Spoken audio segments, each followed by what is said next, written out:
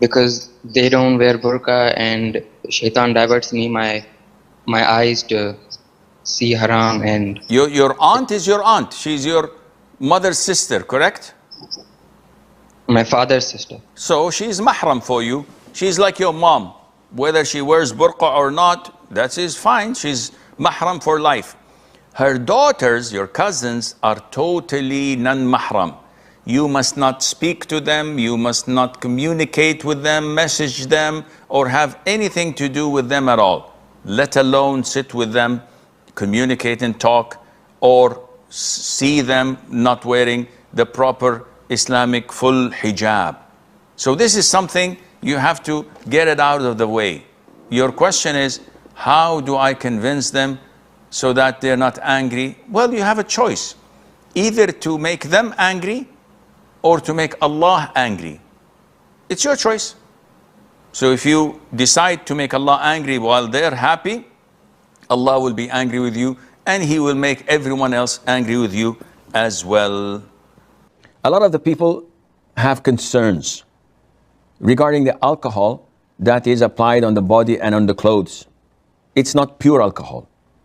It is perfume mixed with alcohol. So they say, can we pray? Is it najis? Where does the root of the problem come from? First of all, scholars differed long ago, and it's there in their books, whether intoxicants, and generally speaking, they refer to it as wine, whether wine is physically impure or it's only spiritually impure. Now, they have different opinions.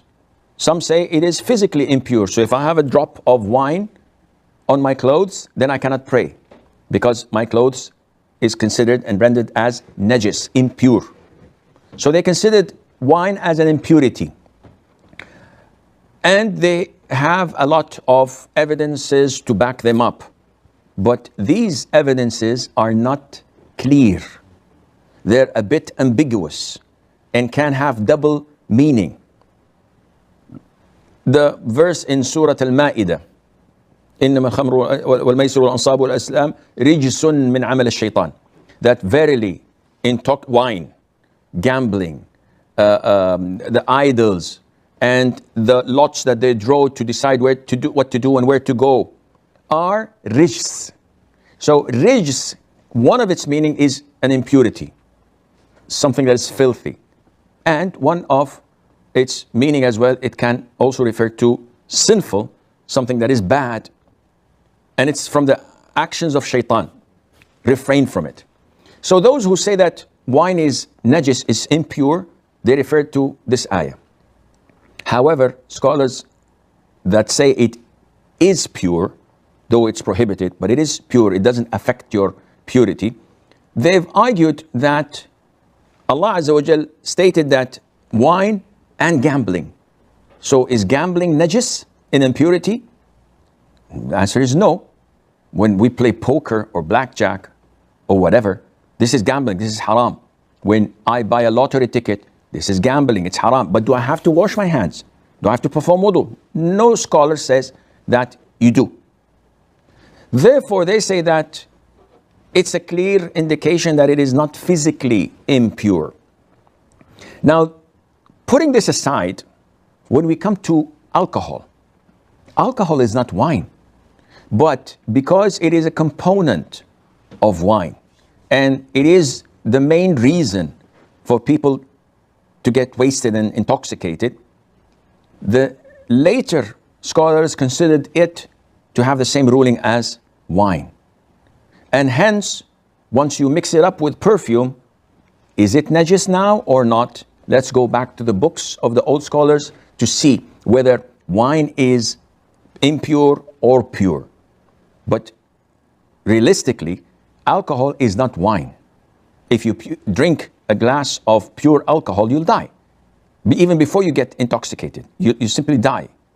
So, coming to the other side, when the scholars stated that it is pure, they have backed their opinion with a number of different evidences. One of them, the hadith of Anas, may Allah be pleased with him, and that is when the final ayah was revealed in prohibiting wine totally, because we know that there were 3 stages for wine prohibition. The first one, they ask you about wine and gambling or maisir, and say that there is benefits and there is great sins in it, and the sin far exceeds the benefits. So this is prohibition number 1. It's not prohibited, but you should not do it.